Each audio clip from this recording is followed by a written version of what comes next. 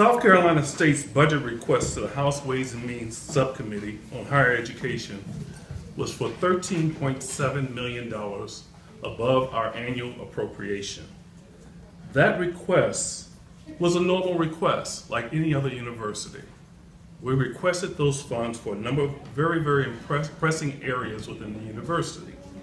We asked for $5 million to help us with our aging boiler plant, where we have had some major problems with the heat distribution around the campus.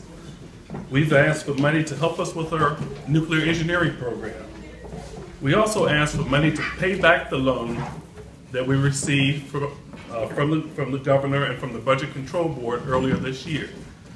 We understood when we took that loan that we would be seeking an appropriation to pay that money back, as opposed to trying to take money out of our budget to pay back a loan right after we received the loan. Earlier reports also state that we formally requested $50 million. That is not accurate.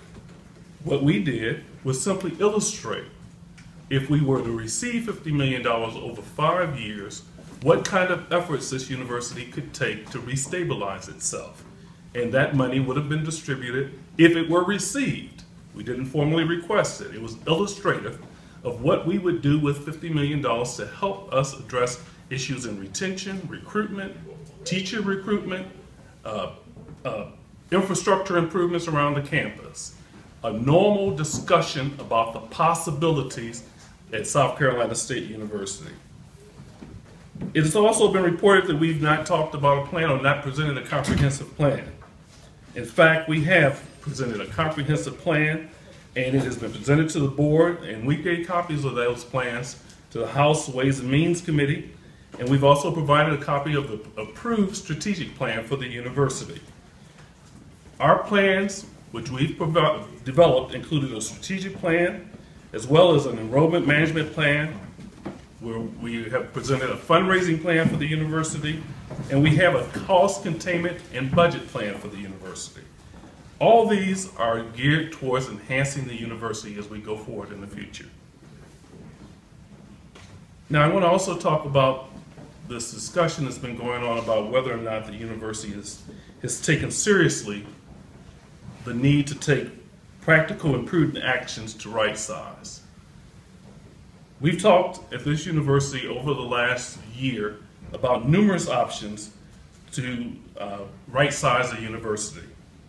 Those options have included reductions in our workforce, cuts in athletic programs, other measures. Certainly we've considered a number of different options, but we have to weigh the impact of those options and those types of cuts on our great university. For example, to simply cut athletic programs across the board would subject the university to numerous fines and penalties from athletic conferences. In addition, there are matters of gender equity, as well as minimum requirements to play within the conference and at the competitive level that our athletic programs are currently engaged in.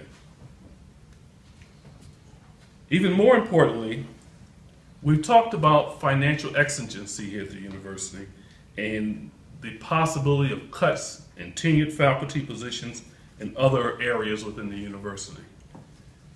We are taking measured steps to address our size of our faculty and our tenured faculty, but we are also being very conscious of the fact that we do not want to violate the accrediting bodies or the outstanding requirements of any of the accreditors of any of our academic programs. All of our academic programs at South Carolina State are accredited, and our students depend on that accreditation to ensure that their degrees are valuable when they graduate from South Carolina State University. Bottom line, our first obligation is to our students. We're committed and continue to take steps necessary to ensure that they receive the quality education that they deserve from this university, and so that they will be knowledgeable and productive citizens in this state and throughout this country and in the world. And we know our students are prepared to make a difference in the world. Thank you all.